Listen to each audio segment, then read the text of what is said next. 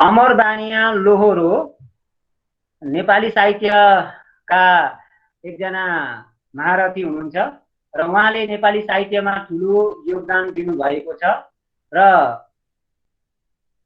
अमरबानिया लोहोरोसँग हाम्रा विद्यार्थीगणहरूले विद्यार्थी भाइ बहिनीहरू बात गर्न पाउँदाखेरि अथवा वार्ताको रूपमा यहाँ भेटघाट चर्चा गर्न पाउँदाखेरि नानीहरूलाई पनि धेरै फाइदा हुन्छ अनि हामी शिक्षक शिक्षिकालाई पनि खुसी लागेको छ किनभने तपाईले हामीलाई समय दिनुभयो र समय दिएर नानीहरूसँग भेट्ने जोड्ने मौका मैले पाएँ र साहित्यिक महारथीहरूसँग साहित्यकारहरूसँग नानीहरूलाई जोड्न पाउँदा नानीहरूलाई साहित्यप्रतिको झुकाउ पनि अलिक बढेर जान्छ भन्ने हाम्रो सोच पनि हो र अमरबानिया लोहोरोलाई हामी कवि अनुवादक भनेर चिन्छौँ। उहाँको खासै नाम अमरबानिया र लोहोरो उहाँले एउटा साहित्यिक पदवी बनाएर राख्नु भएको छ लोहोरो भनेर हामी उहाँलाई चिन्छौँ लोहोरो भनेर र उहाँका कृतिहरूको कुरा गर्नु पर्दाखेरि अमरबानिया लोहोरोका प्रकाशित कृतिहरू धेरै छन् थुप्रै साहित्यिक योगदान दिनुभएको छ। त्यसमध्येमा भावदन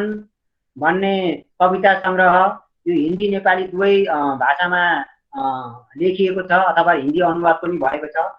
काव्याणु भन्ने एउटा एक हरफे कविता भनेको एकै हरफमा दुई लाइनमा कविता लेख्नु भएको छ यो एउटा ग्रन्थ छापिएको छ। त्यस्तै जीवन चित्र भन्ने कृति पनि छ। सन्त कबीरदास दोवावाली भनेर नेपाली भाषा अनुवाद अथवा नेपालीमा भाषा अनुवाद भएको छ यो। मानव भनेर कविता सङ्ग्रह छ। अन्तर्मन भनेर कविता सङ्ग्रह, मनको क्यानभस भनेर एउटा कविता,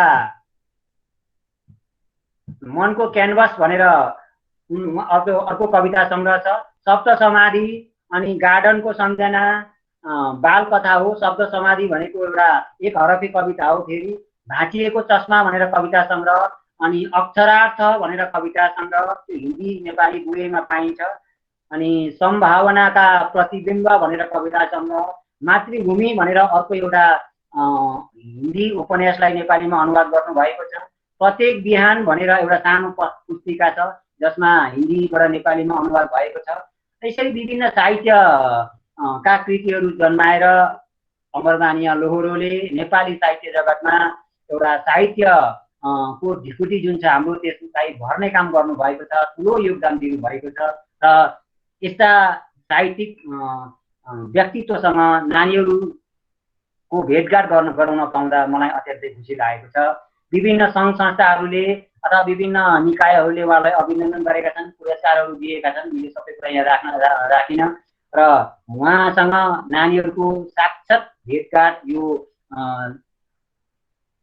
गुगल मिटको माध्यमबाट भइरहेको छ। अब यहाँदेखि उताको कार्यक्रम नानीहरूले स्वयं गर्नेछन् र नानीहरूले विभिन्न प्रश्नको माध्यमबाट तपाईँलाई उनीहरूको जिज्ञासा राख्नेछन् र तपाईँले यसलाई सतह प्रश्नका उत्तरहरू दिँदै दिँदै आजको कार्यक्रम हाम्रो समापन हुनेछ। र अब यहाँदेखि उताको कार्यक्रमको लागि म नानीहरूलाई आफ्नो कार्यक्रम अघि बढाउनको लागि नानीहरूलाई म यहाँबाट बिन्ती गर्न चाहन्छु। नमस्कार।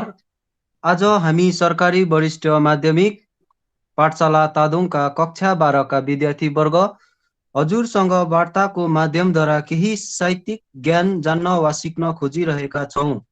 हामीबाट वार्ता बीचमा केही भुल भए नादान छोराछोरी सम्झी क्षमा दिनुहुन्छ भन्ने आशा पनि राख्दछौँ। यति भन्दै म हाम्रो वार्तालाई अगाडि बढाउन चाहन्छु र हाम्रो परिचय यस प्रकार छ। म ऐतराज सुब्बा। नमस्कार, म अर्पण छेत्री। नमस्कार, म अविनाश छेत्री। नमस्कार, म पेमा ओङडुप शेर्पा। नमस्कार, म सरिता सुब्बा। हजुरलाई पहिलो प्रश्न यस प्रकार छ। हजुरको पहिलो रचना कुन होला र यो कुन पत्रिका वा पुस्तकमा छापियो? सर्वप्रथम त यस्तो खालको विश्व महामारीलाई मध्यनजर राख्दै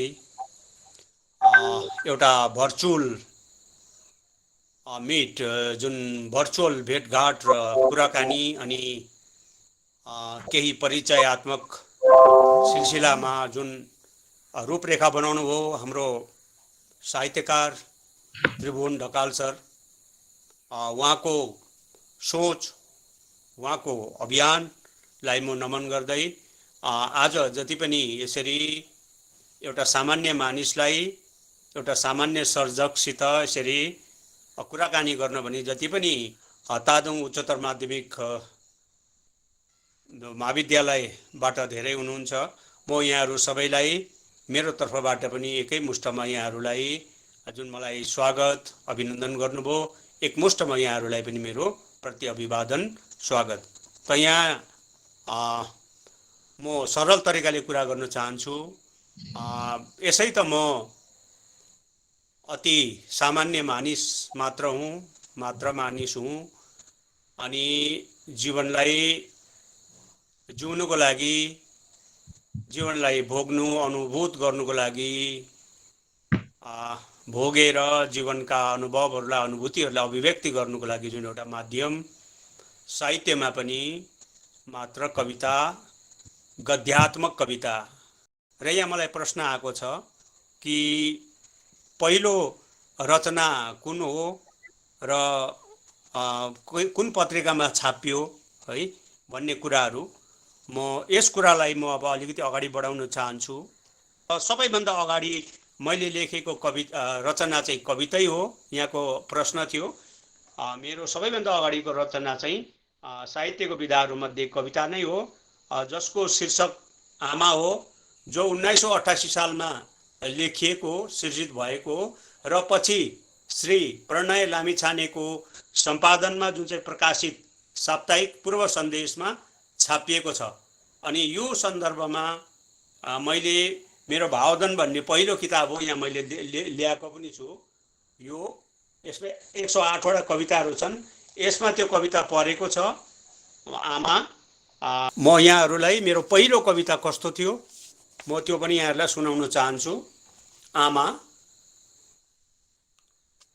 भाँडाकुटी खेल्दैछु, सङ्घारमै अल्मिलिँदैछु। भाँडाकुटी खेल्दैछु, सङ्घारमै अल्मलिँदैछु। मिठाईहरूमा लोभिँदैछु, माटो खेलेर भुलिँदैछु। रुँदै हाँस्दै हुर्किँदैछु। अब त मान्छे चिन्न थालेको छु। कथाहरू सुन्दैछु, तमासाहरू हेर्दैछु, घटनाहरू देख्दैछु। अझै गर्बे रौँ झर्नै छ, मांसपेशी भरि नै छ। स्वस्थ युवक बनिनै छ, पुर्खाको इतिहास बढ्नै छ। गोरेटो पहिल्याउनै छ, शिखर चढ्न सिक्नै छ। कर्तव्ययुक्त सङ्घर्ष गर्न सिक्नै छ। तिम्रो सेवा गर्नै छ, दुधको भारा चुकाउनै छ। खाडोको अर्थ बुझ्नै छ, यसैले जन्ती जानु बाँकी नै छ। सोला बनाउनु जान्नै छ, यसैले मलामी जानु बाँकी नै छ। योग्य छोरो बन्न बाँकी नै छ, तिमीलाई तीर्थ डुलाउन बाँकी नै छ। यी सब हुनु थाँती नै छ, पूर्ण गर्छु भन्ने आशा छ। आमा, तिम्रो आशीर्वादले सफल हुन्छु भन्ने पनि विश्वास छ। र यो मेरो पहिलो रचना कविता यसरी पूर्व सन्देशमा छापिएको थियो। र उक्त रचना छापिँदा हजुरलाई कस्तो अनुभव भयो हामी जान्न चाहन्छौँ।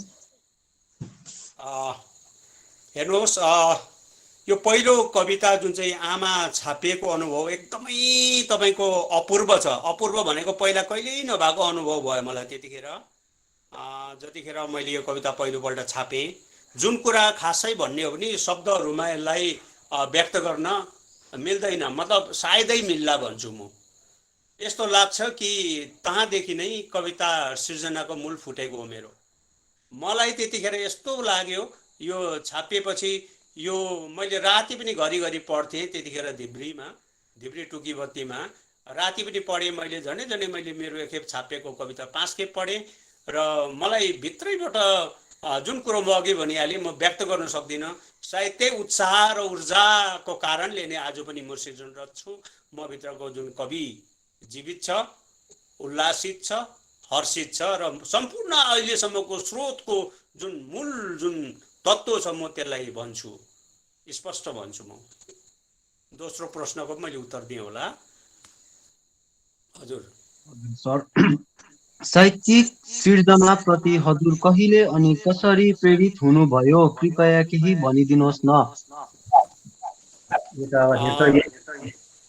धन्यवाद छ तपाईँलाई।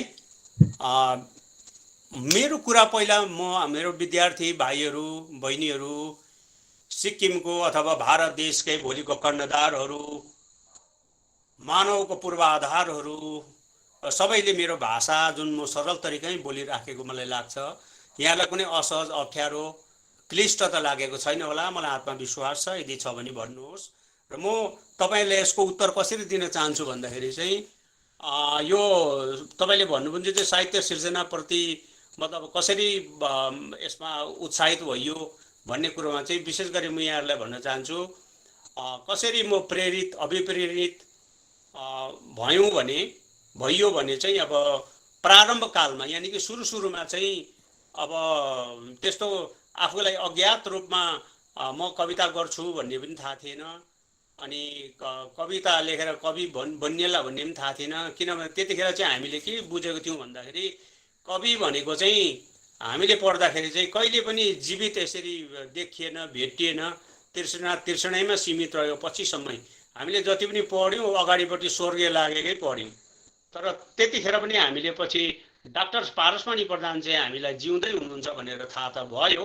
र मैले सबैभन्दा पहिला चाहिँ जुन चाहिँ प्रेरित अभिप्रेरित हुने क्रममा जुन आदि क्रममा जुन छ सुरुमा चाहिँ भाषाविद डाक्टर पारसमणि प्रधानको कविता मैले पढेँ। अनि कवि शिरोमणि लेखनाथ पौड्यालको कविताहरू पनि मैले केही पढेँ र उनीहरूको पछि चाहिँ जस्तै मैले भुपी शेरचनको दोस्रो क्रममा पढेँ, महाकवि लक्ष्मीप्रसाद देवकोटा आदिका कविताहरू पढेँ। र म यहाँ अलिकति तपाईँहरूलाई भन्न चाहन्छु, जस्तै डाक्टर पारसमणि प्रधानको कविताको म एउटा हरफ यहाँहरूलाई सुनाउन चाहन्छु। यो कविता कहिल्यै पनि मर्दैन, यो अजर अमर, यो मास्टरपिस कविता हो। र मेरो जीवनमा यो कविताले मलाई ठुलो प्रेरणा अभिप्रेरित गरेको छ, मनोबल दिएको छ। मैले भावधनमा पनि लेखेको छु, त्यो प्रिफेसमा लेखेको छु मैले भूमिकामा अगाडि नै। र यहाँ म के भन्न चाहन्छु भने त उनको एउटा कविता छ घडी है, त्यो एउटा जुन चाहिँ पेन्डुलम क्लक हुन्छ भित्तामा, त्यो मलाई लाग्छ कविले त्यसलाई हेरेर सुनेर चाहिँ कविले चाहिँ त्यो घडीको आत्मा ध्वनि जुन छ त्यो घडीको टिक टिक चाहिँ उनको आवाजको रूपमा चाहिँ घडी बोल्दै गरेको सुनेर लेखेको होला। यस्तो छ कविता चाहिँ म अलिकति यहाँलाई सुनाउन चाहन्छु। टिक टिक टिक गर्दै भन्छ बेला बताई, समय कहिल्यै नगर है व्यर्थमा नष्ट भाइ, समय यदि गरौला व्यर्थमा नष्ट अहिले, दी धन पछि फेरि पाइने छैन कहिले। यस्तो कविताले मलाई सबैभन्दा अगाडि, त्यतिखेर त सुरुमा त मैले यो कविता पढ्दाखेरि त्यति गहिरो अर्थ लागेन, तर जब मलाई कविताले सुरुमै स्पर्श गर्यो, छोयो, र एकखेप छोएपछि चाहिँ मन तरङ्गित हुँदो रहेछ। एकखेप भाइब्रेट भइसकेपछि, तरङ्गित भइसकेपछि चाहिँ बेला त्यसको अभ्यास, पठन, लेखन, साधन, चिन्तन गर्दाखेरि चाहिँ त्यो कुरो चाहिँ निरन्तर बस्दो रहेछ, प्रखर बस्दो रहेछ त्यो तरङ्ग चाहिँ, करेन्ट चाहिँ, त्यो भाइब्रेसन चाहिँ।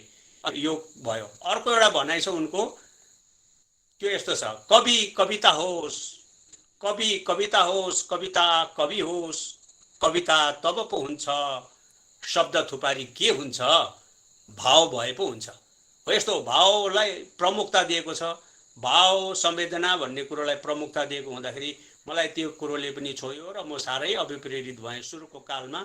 पछिबाट चाहिँ लेखनाथ शिरोमणि पौड्यालको एउटा धेरै कविता मध्ये मलाई सबैभन्दा अगाडि छोएको कविता हो। त्यो चाहिँ कस्तो छ भने मलाई लाग्छ गाउँमा समाजमा त्यस्तो व्यक्ति थियो, धनाढ्य व्यक्ति थियो, अहमले भरिएको थियो, चुलिएको थियो, अनि र पनि कहिल्यै तृप्त नहुने मान्छे थियो। चारैपट्टि सोरेर आफू मात्रै खाउँ, आफै मात्रै लगाउँ, आफै मात्रै धनी हौँ, आफै मात्रै नाम कमाउँ आदि इत्यादि, आफै मात्रै असीम तृष्णा, क्या हो त्यो भौतिक तृष्णाहरू, सम्पदाहरूको तृष्णाहरू थियो। र अन्तमा ऊ मरेछ, मेरो अर्थमा मैले त्यसलाई त्यसरी लिएको छु। र त्यस्तो सोच थियो उसले, उसको मनमा। एक दिन मर्दाखेरि चाहिँ जुन चाहिँ लेखनाथ है, कवि शिरोमणि लेखनाथ पौड्यालले चाहिँ त्यो मलामी जाँदाखेरि चाहिँ चितामा हेर्नुभयो उहाँलाई, हेरेर चाहिँ दन दन्किराखेको बेलामा चाहिँ त्यो चिता बोलेको क्या, चिता बोलेको उनले लेखेको। उनले के लेखेछन् भने मै खाऊँ मै लाऊँ सुख सयल या मोज मै गरूँ, मै बाँचौँ मै हाँसौँ अरू सब मरुन् दुर्बलहरू भन्ने सठदेखि, सठ भनेको मूर्ख हो अथवा त्यो मरिगएको पनि हो, भन्ने सठदेखि छक्क परी चिता हाँस्दछ मरी मरी भनेको चिता चाहिँ पटपट पटपट गर्दै पड्किँदै गर्दाखेरि चाहिँ त्यस्तो व्यक्ति, त्यस्तो प्रवृत्ति भएको व्यक्ति चाहिँ मर्दाखेरिको कुरो चाहिँ चिताले वर्णन गरेको भन्ने कुरो उहाँले जुन चाहिँ त्यो लेख्नु भएको छ। र यो कविताले पनि मलाई जीवनमा साह्रै छोएको छ र यो कविता पनि अजर अमर छ। अहिलेको सन्दर्भमा त, अहिलेको कन्टेक्स्टमा त, अहिले त झन् साह्रो यो कुराहरू अहिले पनि म भन्न सक्छु। अझै पनि समाजमा यस्तो खालको प्रवृत्तिहरूको कुनै प्रवृत्तिहरूमा ह्रास आएको छैन, कमी आएको छैन, भलै थोरै होला तर छ। र यस्तोमाथि बडो व्यङ्ग्य प्रहार गरेर बडो मार्मिक र बडो यथार्थिक कविताले पनि मलाई यसलाई छोकै हो। अनि भुपी शेरचनको त जस्तै घुम्ने मेचमाथि अन्धो मान्छेमा धेरै कविताहरू यस्तो छ, तपाईँहरू पनि पढ्नुहोस्। हामी विद्यार्थी वर्गमा कथा, कविता आदि पढ्ने गर्दैनौँ। के कारणले यस्तो कमजोरी देखा पर्यो अनि यसलाई सुधार्न के गर्न सकिन्छ होला? यो प्रश्न तिक्त छ, तितो छ, अनि यो प्रश्न तातो पनि छ। अनि तितो तातो भएपछि यो प्रश्नमा पीडा पनि छ। अनि यो पीडा लगभग मलाई लाग्छ यो निकै पुरानो पीडा हो। अब जस्तै यहाँले भन्नुभयो, अब यस घडी जुन चाहिँ विद्यार्थी विशेष गरिकन अब यसमा धेरै कुराहरू मैले के बुझिरहेको छु भन्दाखेरि, विशेष गरी साहित्यका पाठकहरूमा, जुन युवा जमातमा एउटा ह्रास आएको छ, एउटा ह्रास आएको छ भन्ने कुरा चाहिँ अब मैले केही हदसम्म चाहिँ म यो कुरोलाई मैले सत्य मानेको छु। किनभने मैले धेरै कार्यक्रमहरूतिर यो खालको महसुस गरेको छु, विद्वानहरूको मुखार वृन्दबाट मैले सुनेको छु। तर अब त्यो कुराहरू अथवा यो कुराहरू भन्दै गरेको कुराहरू चाहिँ म आफूले चाहिँ भन्नुपर्दाखेरि 16 आना सत्य 100% राइट हो भनेर चाहिँ म स्वीकार्न सक्दिनँ। किनभने सत्य चाहिँ मतलब के हुन्छ भन्दाखेरि चाहिँ सत्य त सत्य नै हो, तर दुई खालको सत्य हुन्छ। अँध्यारो पनि एउटा सत्य हो, उज्यालो पनि एउटा सत्य हो है, हर्ष पनि सत्य हो, आनन्द पनि सत्य हो। भने यो सत्यलाई मैले थोरै पर्सेन्टेजमा म सही भन्छु र धेरै पर्सेन्टेजमा चाहिँ होइन। किन भन्दाखेरि कुनै पनि कालमा होस्, अनि पाठकहरू चाहे साहित्यका हुन्, चाहे अरू विधाका सङ्गीतका हुन्, कलाका हुन्, विभिन्न विषयका हुन् साहित्यमा पनि, तर मूलतः दुई खालका यसमा पढन्ते लेखन्तेहरू हुन्छन् भन्ने मलाई लाग्छ। एक खालले चाहिँ अब थोरै पढ्छन्, थोरै लेख्छन् र धेरै हल्ला गर्छन्, अझै कति चाहिँ धेरै पढ्छन्, धेरै लेख्छन् र थोरै हल्ला गर्छन्। र यो एउटा म यसमा निराश छुइनँ। अहिले पनि मलाई आशावादी छु, म विश्वस्त छु। भित्रभित्र विद्यार्थीहरूले साहित्यका किताबहरू पढिराखेका छन्, यथा सक्य उहाँहरूले आफ्नो तर्फबाट यसको अध्ययन चिन्तनहरू भइराखेको छ। र राम्रो कुरो धेरै हुनु पनि पर्दैन, थोरैले पनि हामी धेरै बिउको रूपमा हामी धेरै यसलाई बढाउन सक्छौँ। यसमा त्यति साह्रो निराश हुने काम छैन। र हामीले यो कुरोलाई चाहिँ यसरी नै लिनुपर्छ भन्ने मलाई लाग्छ। अनि अलिक अर्को कुरो चाहिँ के छ, हामी खालि दोषारोपण मात्रै गर्छौँ। हाम्रो भन्नाले हाम्रा पूर्वजहरूको, हाम्रा अग्रजहरूको, अथवा अहिले वर्तमानमा हामीहरू छौँ या भविष्यमा तपाईँहरू आउनुहुन्छ, यो सबैकै एउटा जिम्मेवारी छ। यो जिम्मेवारी चाहिँ कसरी चाहिँ हामीले वहन गर्नुपर्छ, आवन्टन गर्नुपर्छ, वितरण गर्नुपर्छ, डिस्ट्रिब्युसन गर्नुपर्छ भनेदेखि चाहिँ रिले रेस जस्तो हो। हाम्रा पुर्खाहरूले उनीहरूले गरेको कुरो चाहिँ अब हामीले जति कुद्नु उनीहरू कुद्दे, उहाँहरूको पिँढी कुद्यो, उहाँहरूको समय कुद्यो, उहाँहरूको क्रम सकिएपछि उहाँहरूले हामीलाई चट्टिदिएको हो। अब हामी जति कुद्नु छ हामी कुद्छौँ, त्यसरी नै अब तपाईँहरू हामीसित जोडिँदै हुनुहुन्छ। यो निकै चिन्तन प्रधान कुरा पनि छ आजको जुन चाहिँ यो चाहिँ कुनै एउटा फर्मालिटीको लागि र कुनै इन्टरटेनमेन्टको लागि मनोविनोदी उद्देश्य राखेर लक्ष्य राखेर गरिएको होइन। यो म जान्दछु किनभने म त्रिभुवन ढकाल सरलाई बहुत धेरै अगाडिदेखि नै हामी सँगै छौँ र यसरी जोडिनुको पछाडि पनि यो चिन्तन प्रधान एउटा सोचको उपज हो, उपलब्धि हो, उपस्थिति हो म भन्छु। र म तपाईँहरूलाई यसरी नै मैले यसरी जवाब दिएँ। म सकारात्मक छु र यस्तो साह्रो ह्रास भएर त गएको त छ र पनि त्यति निराशाजनक छैन। अहिले पनि हामी यसलाई उकास्न सक्छौँ। अरू केही थियो तपाईँहरूको? बाल साहित्य विषयमा हजुर के भन्नुहुन्छ? कतै यसैको कमीले हाम्रो नेपाली भाषाप्रति रुचि हराएको होइन? हजुर यस विषयमा के भन्नुहुन्छ? हेर्नुहोस्, बाल साहित्यको कुरा गर्नु पर्दाखेरि अब भारतीय परिप्रेक्ष्यमा नेपाली बाल साहित्यको कुरा गर्नु पर्दाखेरि त्यति कमी छैन। जस त्यसरी नै अब सिक्किमको सन्दर्भमा हामीले कुरा गर्नु पर्दाखेरि चाहिँ सिक्किममा पनि अब हाम्रा स्वनाम धन्य धरोहरहरू त्रिस्तम्भहरू भन्छु बाल साहित्यका। म त्रिस्तम्भमा म सबभन्दा पहिला चाहिँ शङ्करदेव ढकाल सर हो कि उहाँ एकजना हुनुहुन्छ दिल्ली साहित्य अकादमी पुरस्कृत व्यक्तित्व हुनुहुन्छ एउटा स्तम्भ।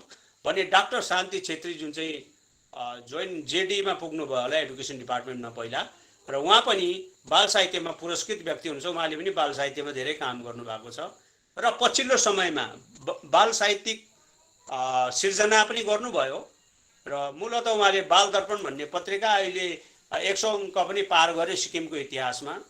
अनि त्यसको सम्पादक हुनुहुन्छ भीम प्रधान। भीम प्रधान पनि दिल्ली साहित्य अकादमीबाट बाल पुरस्कारद्वारा पुरस्कृत हुनुहुन्छ। त यी तीनजना हाम्रोमा स्तम्भ छन्। त्यसो हुँदाखेरि हामी अब विपन्न छैनौँ, गरिब छैनौँ र यति मात्रै हो कि हामीले कसरी समायोजन गर्ने, कसरी सङ्गठित गर्ने र भावी रूपरेखाहरू कसरी बनाउने भनेर। अनि अहिले यसको पछाडि पनि मैले यहाँ केही व्यक्तिहरू केही स्थापित भइसकेका साहित्यकारहरू छन् जुन चाहिँ बाल साहित्यमा हामीले नामै लिनुपर्छ। जस्तै टेकनाथ तिवारी हुनुहुन्छ। टेकनाथ तिवारीले बाल साहित्यमा एउटै किताब निकाल्नुभयो ठुलो, तर अति नै प्रशंसनीय र सराहनीय किताब छ जसको सराहना पनि गरेको छ कुनै समयमा संस्थाहरूले। त्यसरी नै अब तुलसी कश्यप एकजना हुनुहुन्छ, उहाँले पनि बाल साहित्यमाथि नै 3-3वटा किताबहरू निकालिसक्नुभयो र यसरी नै अरू पनि धेरै हुनुहुन्छ अहिले बाल गीतहरू कविताहरू लेख्ने र भविष्य उज्जवल छ, त्यस्तो अन्धकार छैन।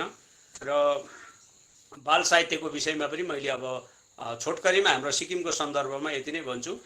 र एउटा कुरो चाहिँ हो कि अब यो सर्जकले पनि बाल साहित्य चाहिँ आवश्यकता छ भन्ने कुरो महसुस चाहिँ मैले पनि गरेको थिएँ। त्यो किन गरियो भन्दाखेरि कतिवटा कार्यक्रमहरूतिर पोडियमबाट माइक्रोफोनबाट विद्वत वर्गहरूले हामीलाई आफ्नो चिन्तनहरू पस्केको हो, जुन चाहिँ चिन्तन हामीमा अघिबाटै पनि थियो। र बाल साहित्यको लागि चाहिँ हामीले पनि मैले पनि जस्तै अब 3 अङ्कसम्म बाल दर्पण भन्ने पत्रिका चाहिँ निकालेको हो, सिर्जना उपहार भनेर।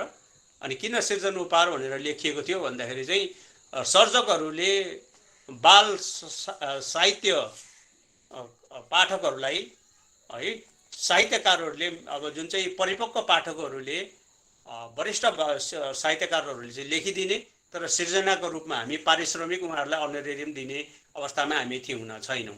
र त्यसरी बाल दर्पण सिर्जना उपहार भनेको सिर्जनाको उपहार, सर्जकले पनि उपहार स्वरूप दिनु पर्यो। अनि सम्पादकले जब पत्रिका निकालिसकेपछि पनि त्यहाँ मैले त्यसको प्रकाशकीयमा र सम्पादकीयमा, किनभने सम्पादन पनि आफूले गरियो अनि प्रकाशन पनि जुन चाहिँ काव्य अक्षर भनेर मेरो आफ्नै प्रकाशन हो त्यसबाट गरेको हुँदाखेरि मैले त्यो 2टा स्तम्भमा मैले 3वटा पत्रिका निक्लेको छ र त्यसमा लेखिसकेको छु, धेरै कुराहरू लेखेको छु। यहाँ हजुर भनिन्छ आजभोलि शुद्ध नेपाली भाषाको प्रयोगमा कमी आएको छ। साना ठुला शुद्ध प्रयोगमा पनि कमी देखिन्छ। जस्तै बाबु आयो, आमा पनि आयो, मामाहरू पनि आयो इत्यादि। कहाँ अनि केको कमी भएर यस्तो विद्यार्थीतिर जाँदैछ होला? अब हामी के गर्न सक्छौँ त? ज्ञानका लागि। तपाईँले जुन चाहिँ शुद्ध नेपाली जुन भाषाको प्रयोगमा जुन कमी आइराखेको छ भनेर तपाईँहरूले जुन चाहिँ उदाहरण अहिले जुन चाहिँ दिनुभयो होइन, अब यसका अनेक कारणहरू छन्। एउटा मात्रै कारण छैन मैले सजिलै यही कारण हो त्यही कारण हो भन्ने र भन्न साहस गर्ने अनि सजिलै त्यसलाई समाधान गर्ने भन्ने त्यस्तो सजिलो छैन यसमा चाहिँ। अनि किनभने यसमा चाहिँ किन भन्दाखेरि किन यसो भने भन्दा मैले अघि एउटा शब्द भने इमान्दारीको कुरा छ। यसमा पनि सायदै हामी इमान्दार छौँ भनेदेखि हाम्रो भाषामा चाहिँ के भयो भन्दाखेरि चाहिँ हाम्रो नेपाली भाषामा चाहिँ हामी आफै पनि हामीहरू नै त्यसप्रति चाहिँ इमान्दार छैनौँ, सजग छैनौँ, सतर्क छैनौँ। त्यसको अर्थ चाहिँ के भने सामाजिक जुन चाहिँ अवधारणा छ, सामाजिक जुन चाहिँ दृष्टिकोण छ हिजोको जुन चाहिँ आजसम्म पनि छ, यथावत छ, जस्ताको तस्तै छ। त्यो चाहिँ के भन्दाखेरि अलिकति हामीले जानी नजानी अङ्ग्रेजीहरू बोल्यौँ भने चाहिँ त्यो चाहिँ निकै ज्ञानी रहेछ, शिक्षित रहेछ, सभ्य रहेछ, ठुलो रहेछ भन्ने जुन किसिमको सामाजिक अवधारणा छ। अनि जुन चाहिँ नेपाली हामीले बोल्यौँ भने चाहिँ यो चाहिँ अलिकति पछौटे गाउँले रहेछ भन्ने जस्तो जुन किसिमको एउटा मिथ्या अवधारणा छ, जुन चाहिँ अवाञ्छित भन्छु म, नचाहिने हो त्यो खालको कुरो धारणा चाहिँ अहिले पनि भएको हुनाले चाहिँ मान्छेमा एउटा सङ्कोच हुन्छ, मान्छेमा एउटा अप्ठ्यारोपन हुन्छ मानिसलाई। र त्यसले गर्दाखेरि विशेष गरिकन सरलभन्दा सरल तपाईँले अहिले कति राम्रो उदाहरण दिनुभयो हो। अब बाबु पनि आयो होइन, बाबु आयो अनि बाबुको पछाडि है अनि एउटा बाउको पछाडि एउटा कुकुर पनि आयो। अनि यस्तो किसिमको आदरार्थी शब्दहरू पनि छैन र एक वचन बहुवचनको कुराहरू पनि त्यहाँ छैन। र विशेष गरिकन स्त्रीलिङ्ग र पुल्लिङ्गको कुराहरूमा त गर्दाखेरि दिदी आइन्, बहिनी आई, आमा आउनुभयो। अब यसमा पनि धेरै कुराहरू आइन् पनि हामी भन्नु सक्छौँ। अनि अब यस्तो कुराहरू गर्दाखेरि चाहिँ मानिसहरू कतिजना चाहिँ अब खित्का छोडेर हाँस्छन् कि भन्ने एउटा त्रासदीले गर्दाखेरि अनि हाँस्ने पनि हाँस्छन् पनि। त्यस्तो कुरोको चाहिँ हामी मटियामिट गर्नुपर्छ यो अवधारणाको। त्यसो गरेपछि मात्रै यो भाषाको जुन चाहिँ विकास छ त्यसमा चाहिँ एकदमै राम्रो यो हुनसक्छ भन्ने मलाई लाग्छ यसमा चाहिँ। हजुरले नेपाली साहित्य सृजनामा ठुलो भूमिका निभाउनु भएको कुरा हामीले उक्त पुस्तिकाबाट सुनेका छौँ। हजुरको सबैभन्दा मनले खाएको वा आफूलाई सन्तुष्टि दिने कृति कुन हो हामी जान्न सक्छौँ? यो प्रश्न त सुन्नलाई त सहज भयो, सरल भयो, तर जटिल छ, जटिलता छ यसमा। म एउटा कृतिलाई, एउटा कविताको शीर्षकलाई म प्रमुखता दिन्न। मैले भन्न करै यदि लाग्छ भने चाहिँ म यति चाहिँ भन्छु, मेरा चाहे अनुदित हुन् चाहे सम्पादित हुन्, ती कुराहरूलाई गौण राख्दै म प्रमुखता चाहिँ म मेरो मौलिक कृतिहरू, मेरो कविता, मेरा मौलिक कविताका कृतिहरूलाई नै हरूलाई नै भनेर म भन्न चाहन्छु। यद्यपि भावधन पहिलो कविता कृति भएको हुनाले भावधन किसिमको एउटा निर्माण सृजना कालको आफ्नै कथा व्यथाहरू, दुःख अनुभूतिहरू छ, त्यसको एउटा आफ्नै पक्ष छ। हुँदाहुँदै पनि म त्यसलाई अगाडि नाम लिँदै सम्पूर्ण मेरा मौलिक छोडेर अरू चाहिँ म त्यति प्रमुखता दिन्न। मैले यदि दिनुपर्छ भने चाहिँ मेरा लागि चाहिँ जम्मै जति पनि मेरा मौलिक कविताका कृतिहरू छन् म कसैलाई पनि छुट्याउन चाहन्न। 5 औँला 10 20 औँला किन नहुन्, सबै बराबरी हुन् भन्ने भावना राखेर म कविताप्रति म आफ्नो नमन वन्दन म यहाँहरूलाई अभिव्यक्त गर्न चाहन्छु। र यति मात्रै मैले भने, अरू मैले विशेष केही भन्न चाहिनँ। हजुरको काव्यानुको महत्त्व दर्शाउँदै केही हरफहरू वाचन गरिदिनुहोस् भन्ने अनुरोध गर्दछौँ।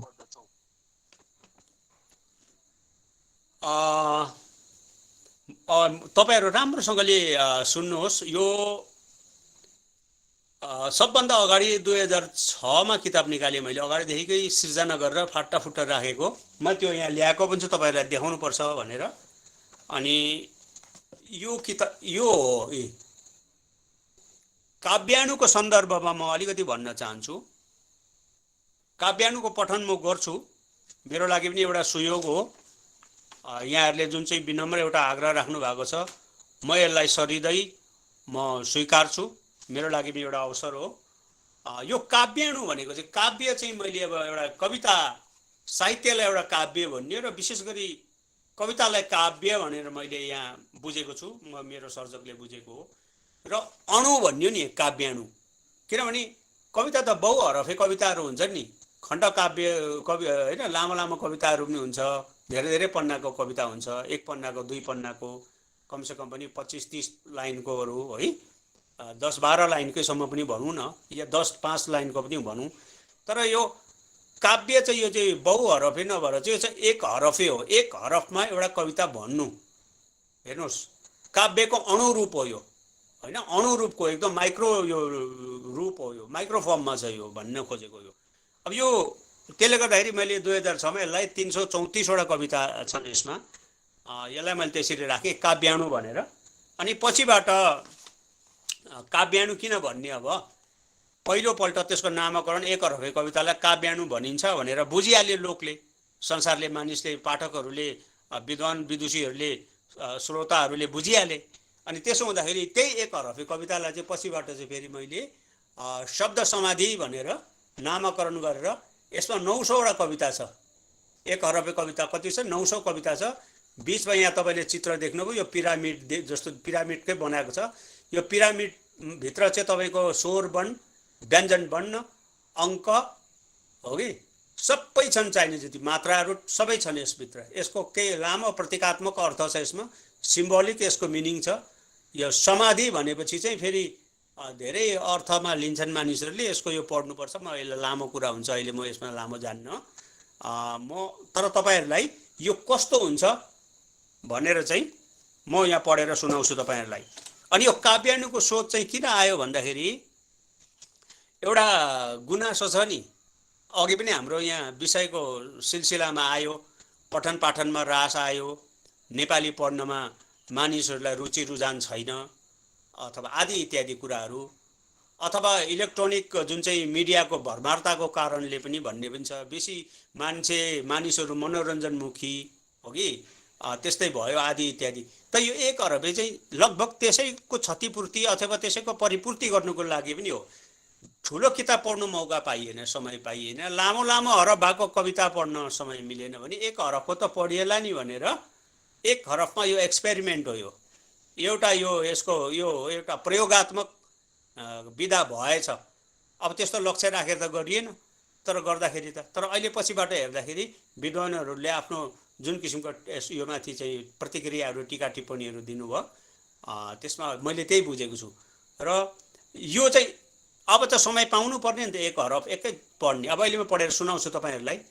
किन भन्दाखेरि चाहिँ हामीहरू मसिनो हुँदाखेरि नि विद्यार्थी भाइ बहिनी हो, हामी मसिनो हुँदाखेरि चाहिँ खाजा चाहिँ हामी घरमा आएर इस्कुस उसिनेको हुन्थ्यो, फर्सी उसिनेको हुन्थ्यो, पुष्टकार भन्ने तपाईँहरूलाई थाहा छ कि छैन, एउटा फुल तरुल भन्ने हुन्थ्यो, त्यो उसिनेको हुन्थ्यो। यस्तो किसिमको कन्दमूलहरू उसिनेर राखेको हुन्थ्यो होइन। भनेदेखि मकै भुटेर, भटमास भुटेर राखिदिएको हुन्थ्यो, कोदोको फापरको रोटीहरू हुन्थ्यो। तर अहिले चाहिँ के छ भन्दाखेरि चाहिँ अहिले चाहिँ त्यस्तो चिज हुँदैन पनि, बनायो भने नानीहरूले देखेर त्यो खाँदैन पनि, अचम्म मान्छ। भएकै कुरा गर्नुपर्छ हामीले, हामी अब सबै त्यहीँबाट हामी नगरौँला, बिलोङ नगरौँला, हामी त्यहाँबाट हामी आबद्ध नहौँला। तर सहरमा धेरै नानीहरू यस्तो छ, कोदोको रोटी या यस्तो केही फापरको रोटी पकाएर दियो भने त्यो नानीहरू त्यो माटो भन्छ, त्यसलाई बुझ्दैन। तर हाम्रो समयमा त्यस्तो थियो। पछिबाट चाहिँ के भयो भन्दाखेरि हामीले हेर्दा हेर्दै चाहिँ अब यो मेगी आयो, वाइवाई आयो, मिमी आयो, कुनै के आयो, जङ्क फुड तपाईँको जति पनि प्याकेजेबल आइटम्सहरू आयो, बिस्किट आयो, के आयो है, व्यापक आयो नि त। अहिले त सबै कुरो रेडिमेड आयो। र मैले यसमा यहाँ लेखेको थिएँ त्यतिखेर कि मान्छेलाई यति साह्रो भयो कि अब भविष्यमा मैले यहाँ लेखेको छु, हुनसक्छ भात पनि, दाल पनि, मटन, चिकन, करी आदि इत्यादि सबै कुरो चाहिँ प्याकेटमा, पाउचमा रेडी भएर आउने समय पनि हो। किनभने मान्छेलाई समय छैन, गुनासो हो, पढाइमा ह्रास आयो, समय छैन भन्छन्। अन्त त्यो समयको चाहिँ अलिकति बचत होस्, टेस्ट मात्रै भए पनि गरेरै भए पनि कवितालाई बचाउँ भनेर त्यहाँ लेखेको छ यो कुरो। र जसो होस्, म तपाईँहरूलाई कविता पनि म यहाँहरूलाई सुनाउन चाहन्छु। यहाँ कविता काव्य उसको विषयमा हो कि तपाईहरुलाई यो 18 लाइन देख्नुभयो। शीर्षक पनि छ मास्तिर छोटो छोटो। शीर्षक हो यो एक हरफमा, फेरि शीर्षक पनि सँगै छ। तपाईहरुलाई बिस्तारै पढेर सुनाउँछु। तपाईहरु झट्ट सुन्नु भन्दाखेरि गहन चिन्तन गर्नुहोस्। चिन्तन गरेपछि मात्रै कविताहरु पढ्नु मजा आउँछ। कविता पनि झनै झनै गीता जस्तै हो। एकखेप पढेर हुँदैन, जतिखेप पढ्यो अलग अलग अर्थ आउँछ, जतिखेप डुब्यो उति नै अलग अलग मजा आउँछ। तपाईहरु ले यसरी पौडिनु भयो भएन, स्विमिङ पुलतिर पौडिनु भयो होला। हामी त खोल्सातिर त्यो पानी जमेको खोलातिर डुब्थ्यौं। एउटै दहमा पनि पौडी खेल्दाखेरि चाहिँ सधैँ अलग अलग आनन्द आउँथ्यो। दह त त्यही हो नि। त्यस्तै जस्तो यो गीता पढ्दाखेरि पनि त्यस्तै हो, अनि कविता पढ्दा पनि त्यस्तै हो। यो एक हरफे जुन छ यो काव्याणु, काव्यको अनुरूप पनि त्यस्तै हो। त्यसले गर्दाखेरि तपाईलाई म बिस्तारै पढेर सुनाउँछु। पहिला शीर्षक पढ्छु अनि कविता पढ्छु है त। ल स्वीकार्नुहोस् है। पहिलो कविता अथवा काव्याणुको शीर्षक छ मृत्युक्रम। मृत्युक्रम यो तपाईले बुझ्नुपर्छ। यो शीर्षकमाथि अलिकति म एउटा पहिला भनिदिइहाल्छु। मृत्युको क्रम भन्नुको मतलब चाहिँ मान्छे फ्याट्टै कहिले पनि अचानकै सडन डेथ भयो हैन, अनायासै मृत्यु भयो भन्छ नि। कहिले केही अनायासै केही पनि हुने होला छैन नि। यसको क्रम भनेको छ, यसको फेस वाइज हुन्छ। त्यो सानो रूपमा तपाईहरुले बुझ्नुपर्छ यसलाई अनुरूपमा। र यो मृत्युक्रम चाहिँ शीर्षक भयो, काव्याणुको शीर्षक भयो, कविताको शीर्षक भयो मृत्युक्रम। कविता यस्तो छ। मृत्युक्रम। समय त गर्भैबाट गनिन्छ नि। लो चिन्तन गर्नुहोस्। समय त गर्भैबाट गनिन्छ नि भनेको कहाँ मान्छे अचानक मर्छ? जब मान्छे भ्रूणको अस्तित्व हुन्छ, त्यसको त्यो रकेटको त्यो लन्च गर्दा कस्तो उल्टी गिन्ती भन्छ नि हिन्दीमा हैन, त्यसको काउन्टिङ त त्यहीँबाट हुन्छ नि भन्नु खोजेको। तपाईहरुले यसरी बुझ्नुहोस् भनेर मैले सबै कवितामा भन्दिन, किनभने त्यो भन्नु मजा पनि आउँदैन। कविता भन्ने कुरा आफूले डुबेर आफैले अघि भने जस्तो त्यहाँ मजा लिनुपर्छ। कस्तो लाग्यो तपाईलाई? मृत्युक्रम। समय त गर्भैबाट गनिन्छ नि। चिन्तन गर्नुहोस् है। अर्को शीर्षक छ बहुरिदो इतिहास। मान्छे के भन्छ होला, कविहरूले इतिहास बहुरिन्छ भन्छ, तर यो त्यसको पनि के अर्थ छ तपाईहरु बुझ्नुहुन्छ। बहुरिदो इतिहासको शीर्षकको कविता यस्तो छ काव्याणु। फेरि भग्नावशेषहरू ठडिने हुन् त। ल चिन्तन गर्नुहोस्। फेरि भग्नावशेषहरू ठडिने हुन् त। अब तेस्रोको शीर्षक छ हेपाई। मच्छर त मार्छु नि म पनि। लु भन्नुहोस् त अब हैन, हेपेको हो है, अरूलाई केही गर्नुहोस्। मच्छर त मार्छु नि म पनि। यसमा पनि चिन्तन गर्नुहोस् यसले कहाँ के भन्दैछ। अर्को एउटा छ एकल आस्था। यो चौथो काव्याणु हो, एकल आस्था। अब कवितै त रही नि मन की साथी। सबै यस्तै छ। यो अलिकति दार्शनिक फिलोसोफिक टाइपको भयो होला। अब कविता प्राय त्यस्तै नै हुन्छ, त्यो कसो गर्ने। किनभने हामीले सर्जकहरूले जस्तो कुरो आउँछ त्यसलाई इमानदारसँगले राख्नुपर्छ। मलाई कसैले यो कुरो मन नपराएर म लोकप्रिय हुन्न होला, अथवा मलाई कसैले केही तीखो सटाएर यसलाई व्यङ्ग्य हान्यो, कसैले केही भन्यो भनेर मलाई केही होला भन्ने हामीले परवाह गर्नु हुँदैन। हाम्रो धर्म हो, सर्जकहरूको धर्म हो। त्यसले गर्दाखेरि हामी यसो लेख्दैछौँ हैन। अर्को छ पाँचौं बाँसको यथार्थ। हेर्नुहोस् है, बाँसका यथार्थ। आकाशिदा अहमले भुइँ नै ढोगेका। ल हेर्नुहोस् त के भन्दैछ। बाँसको यथार्थ जुन छ त्यसले के कविता के छ, आकाशिदा अहमले भुइँ नै ढोगेका हैन। त्यो बाँसको टुप्पा चाहिँ एकदम छेडिएरै जान्छ, कस्तो माथि पुग्छ नि, यो चाहिँ छेड्छ कि जस्तो हुन्छ नि हैन। त्यसको त्यो त्यसलाई त्यसको अर्थ त त्यस्तो हुन्छ नि। तर पछि के हुन्छ, कालान्तरमा झुकेर फेरि त्यो जमिनमै आउँछ त्यसको टुप्पा चाहिँ है। यस्तो अर्थहरू बोकेको छ। तर त्यसको सोझो अर्थ त्यो हो नि, त्यसको अर्को पक्षमा विभिन्न अर्थहरू लाग्छ यसको। र छैठौं कविताको शीर्षक छ काव्यानु वृक्षावलोकन। प्राणी जातिप्रति नै समाधिस्थ रहेछन्। तपाईहरुले रुखहरूलाई देख्नुहुन्छ, सामान्य आँखाले सामान्य मानिसले रुखहरू मात्र हुन् भन्ने कुरो लाग्छ, तर हामी जो भित्रको जुन सर्जकलाई चाहिँ के लाग्छ भने रुखहरू पनि मानव जस्तै हुन्। मानव मात्र होइन, रुखहरू चाहिँ ऋषि मनीषीहरू हुन्।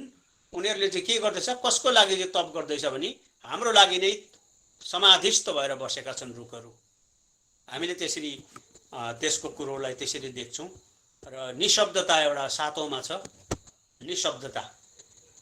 मेरा शब्दहरू नै बोल्ने छन् अब। निशब्दता, चकमन्न भनेको साइलेन्ट छ, पिन ड्रप साइलेन्ट छ। तर त्यहाँ एउटा भाषा हुन्छ, के बुझ्नुपर्छ त्यहाँबाट? त्यो साइलेन्टले भनेको, त्यो चाहिँ निशब्दताले भनेको। अब निशब्दता भनेको आवाजै हुँदैन, के भन्छ? कविताको भाषा यस्तै हुन्छ, कविहरू बौला बौला त्यसै भनेको होइन। निशब्दता, मेरा शब्दहरू नै बोल्ने छन् अब। 8मा छ शब्द सुमन। शब्द सुमनको कविता छ। शब्दहरू पनि सुगन्धमय हुँदा रहेछन्। फेरि यहाँ पनि अचम्म लाग्छ होला है, शब्दहरूमा कस्तो सुगन्ध आउँछ है। हामीलाई त त्यस्तो लाग्छ, शब्दहरूमा सुगन्ध आउँछ, कति शब्दहरूमा दुर्गन्ध पनि आउँछ। फेरि कति शब्दहरू पिरो हुन्छ, कति अमिलो पनि हुन्छ, तितो पनि हुन्छ, खल्लो पनि हुन्छ। त्यो शब्दको कुराहरू छ यसमा क्या। र अर्को छ 9मा उचाइको आवाज। उचाइको पनि आवाज एउटा, अब तपाईँले एउटा उचाइ भनेको एकदमै अब यो एउटा उचाइ मात्रै सम्झिनुहोस्, चाहे तपाईँले हिमाललाई हेर्नुहोस्, चाहे बिल्डिङलाई हेर्नुहोस्, चाहे पहाडलाई हेर्नुहोस्, कसैलाई हेर्नुहोस्। त उचाइले के भन्दैछ भन्दाखेरि त्यो हाइटले मात्रै, स्पेसले मात्रै भनेको, तपाईँहरूलाई एउटा आयतनले मात्रै भन्दै गरेको। यो उचाइको आवाज एउटा यस्तो के चिज अग्लो देखियो, त्यसको बिचमा एउटा खाली छ, स्पेस छ। त्यो स्पेस पनि यसो सुन्दाखेरि आवाज आयो त्यहाँबाट क्या। त्यो के सुन्यो भन्दाखेरि बिल्डिङले होइन विचारले उठौँ। अनि अर्को छ 10मा मूर्तिकार। मूर्तिकार शीर्षक भयो है, कविता छ। के ऊ ईश्वरको महाईश्वर को?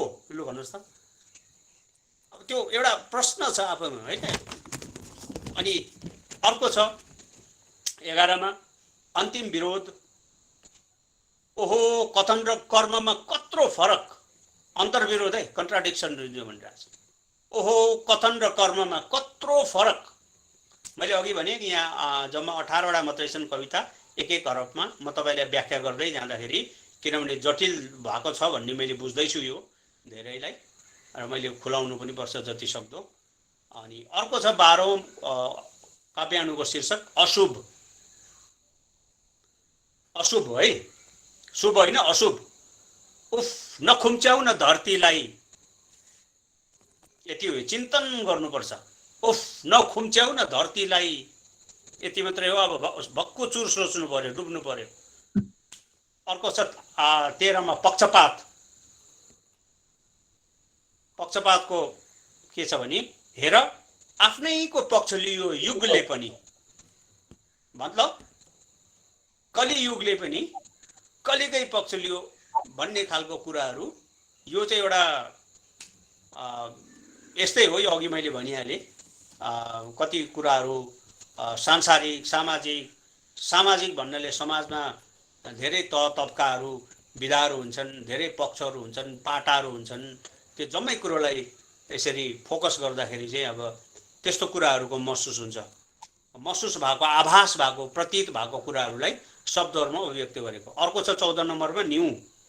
न्यू एउटा न्यू भन्छ नि, एउटा मान्छेले मुद्दा इस्यु बनाउँछ नि, न्यू नि एउटा यो कारणले गर्दा यो भयो, योले एउटा एक्सक्युज बनाउँछ नि त, यो भनेर। र त्यसको छ न्यू। खैनी माडेरै भाग्य मेटे अरे। तपाईँले बुझ्नुभयो भएन? खैनी माडेरै भाग्य मेटियो अरे। हस्तरेखामा चाहिँ मान्छेको भाग्य हुन्छ भन्छ नि त होइन? त्यसलाई एउटा प्रश्न गरेको छ। किनभने त्यो अब त्यहाँ बुझ्नुहोस् तपाईँले पनि त्यसको पनि अर्थ। र अब छ 15 नम्बरमा छ वृहत रुख र चरो। वृद्ध रुख र चरो। अब वृद्ध रुख र चरोको स्थिति के छ हेर्नुहोस्। ढालिएको निष्प्राण रूपमा बसी रोइरहेथ्यो। देख्नु नि यस्तो छ। र अब 16 नम्बरमा हैरानी मतलब एउटा अचम्म नि, अब हैरानी भएको नि, अब निरुत्तरित भएको नि, जवाब दिनु नसकेको नि हैन, त्यसलाई हैरानीको यस्तो छ। आमै हो अहमको हिमाल हेर त, पढ्दिउँ फेरि, हैरानी आमै हो अहमको हिमाल हेर त। अर्को छ 17 नम्बरमा, अब सक्यो, 2टा मात्रै छ। दिव्य आवाज के छ? ए दुनिया धर्मको नामै हुन्न हो। धर्मको विभिन्न नामहरू छ नि हैन, लेभलाइजेसन गरिएको छ नि, धर्मको नाम गरियो, भगवानको नाम गरियो हैन, थुप्रै डिभिजनहरू आयो, अझै आउँछ, एन्डलेस छ, यो त अन्तहीन छ, आइयो। र यसमा भनेपछि दिव्य आवाज, एउटा कहीँबाट एउटा आवाज आयो मान्छेलाई भनेको, पृथ्वीको मान्छेलाई, ए दुनिया धर्मको नामै हुन्न हो। कहाँबाट आयो यो आवाज है? र 18 अथवा आजको अन्तिम काव्याणुको शीर्षक छ मृत्युको नि महत्त्व। मृत्युको पनि महत्त्व हुन्छ, मान्छेले मृत्युलाई नगर्ने भन्छ नि, तर मृत्युको कसरी महत्त्व हुन्छ? मृत्यु मरे कुनै जीवन बाँच्न सक्दैन। मृत्यु मरे कुनै जीवन बाँच्न सक्दैन।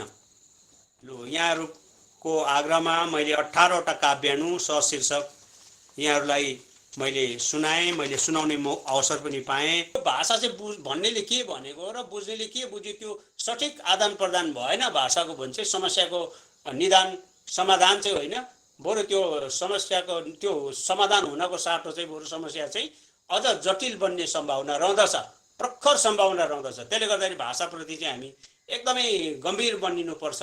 गम्भीर भनेर मैले एकदमै सिला बनिनु, एकदमै फ्रिज हुनु भन्नु खोजेको पनि होइन।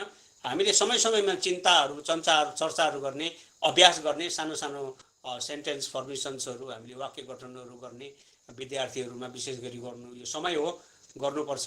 र अनि कुनै पनि भाषा कसैको पनि पेवा हुँदैन। यो कुरा चाहिँ किन भन्दाखेरि अब जस्तै हामीले हेऱ्यौँ, भाषा चाहिँ जसले बोल्यो उसैको हो नि त।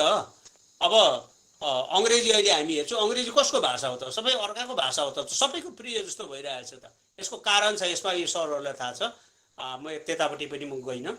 र त्यस्तो हुन सक्दैन, त्यो भाषा कसैको पेवा हुन सक्दैन। भाषाहरू जति सिक्यो, जति धेरै भाषा सिक्यो अथवा थोरै भाषा पनि जति राम्रो सिक्यो उति नै राम्रो हो। भाषाले सम्पन्न भयो भने हामी भावले सम्पन्न हुन्छौँ, अभिव्यक्तिले सम्पन्न हुन्छौँ, र भन्नु खोजेको कुरा पनि निखारेर भन्न सक्छौँ, अर्काले भनेको कुरो पनि मजाले निचोरेर हामीले बुझ्न सक्छौँ।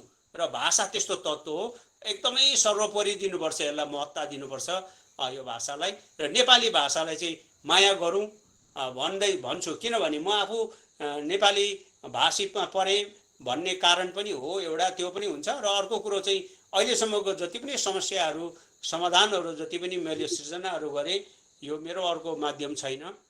दुःख सुख अब हिन्दीमा अलिअलि अभ्यास गरिन्छ, तर मातृभाषा भनेको त्यो मातृभाषा चाहिँ जसले सपना जुन भाषामा देख्छ, अचानक ठोकिँदाखेरि जुन भाषामा चिच्याउँछ, रुन्छ, कालिन्छ, त्यो भाषालाई चाहिँ माया गरौँ। भलै मेरो भाषा अर्को होस्, जस्तै मेरो म नेपाली भाषी हुँदाहुँदै म हिन्दी भाषा पनि त मेरो मातृभाषा हुनसक्छ नि त, भएको छ नि त कतिजना बाहिर बस्नेहरूको होइन।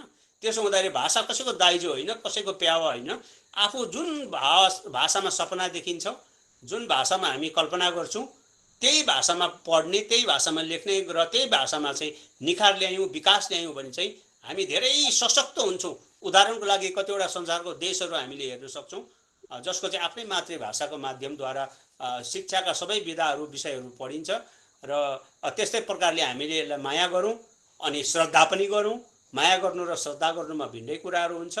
अनि सबैभन्दा ठुलो कुरो चाहिँ हामी यसमा चाहिँ इमान्दारिता अपनाउँ, किनकि नेपाली भाषा पनि अब चाहिँ विश्वमै फैलिरहेको एउटा ठुलो समृद्धशाली भाषा हो।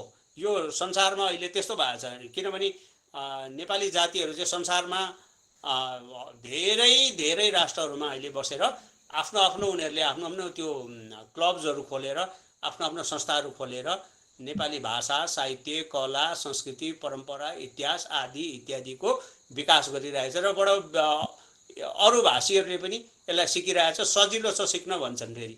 र त्यसो हुँदाखेरि हामीले यो भाषा प्रति चाहिँ हामीले एउटा निकै ठुलो गम्भीरताका साथमा हामीले यसरी अभ्यास गरौँ, अप्नाउँ भन्छु। र अन्तमा म एउटा अब यहाँहरूसित अब भनौँ न है, एउटा कवितासहित आजको यो जुन चाहिँ एउटा भर्चुअल भेटघाट छ यो कुराकानीको कार्यक्रमलाई बिट मार्न चाहन्छु। ठिक छ, एउटा छोटो कविता पढेँ है सर। कविताको शीर्षक छ समूल परिचय। यो रिप्रेजेन्टेटिभ गर्दैछ है, तपाईँ हाम्रो आत्माबाट बोलेको है यो कुरा, समग्र मानवको है यो। फेरि समूल परिचय। जातिले म प्राणी, म मान्छे जातले, नाम मेरो पौरुष, छु यात्रारत उत्तरको अनेकौं अन्वेषणमा म अदाउदी अनवरत। समयका सिँढीहरू हिँड्दो छु, कोलाहल शून्यता आदि पढ्दो छु, पूर्व आभास र अनुभूति गर्दो छु। यो जड चैतन्य मूल उपलब्धि, यो जड चैतन्य मूल उपलब्धि हो वर्तमान ठेगाना यही धरती, मेरा अभिभावक हुन् यिनै प्रकृति। धन्यवाद। जय मानव।